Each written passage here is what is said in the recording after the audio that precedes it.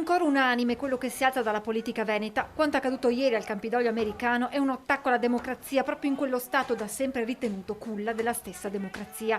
4 morti e decine di feriti e il pesante bilancio dell'assalto senza precedenti da parte di centinaia di supporter di Donald Trump, mentre era in corso la seduta in cui il Congresso avrebbe dovuto ratificare formalmente la vittoria del presidente eletto Joe Biden. Le immagini di quei drammatici attimi sono rimbalzate in tutto il mondo, suscitando sdegno e una ferma condanna. Scandaloso è il commento del presidente del Veneto, Luca Zaia. Penso che questo sia un attacco alla democrazia, perché quando tu non accetti un risultato elettorale non c'è altro da aggiungere. E comunque gli Stati Uniti ne escono male, c'è l'immagine internazionale devastata con quello che è accaduto. E penso che comunque Trump debba fare dichiarazioni che vadano in direzione opposta.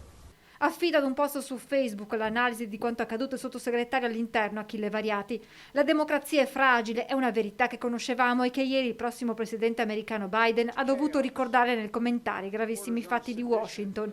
Rifiutare, scrive ancora Variati, di riconoscere la vittoria dell'altra parte mina la democrazia. Rifiutare di riconoscere la legittimità dei nostri avversari è una sicura ricetta per la perdita delle libertà individuali e civili e il ritorno a forme autoritarie di governo.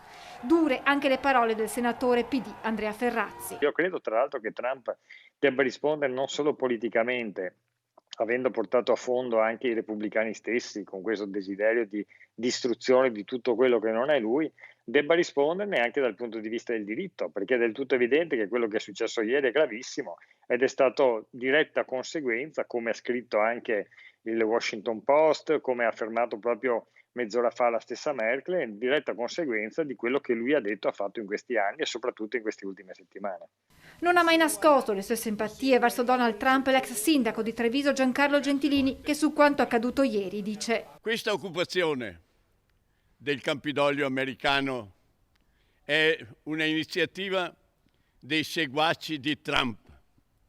Trump padre e Trump figlio si sono dissociati, anzi Trump ha dichiarato di uscire dal Partito Repubblicano e creare un nuovo movimento per le prossime elezioni.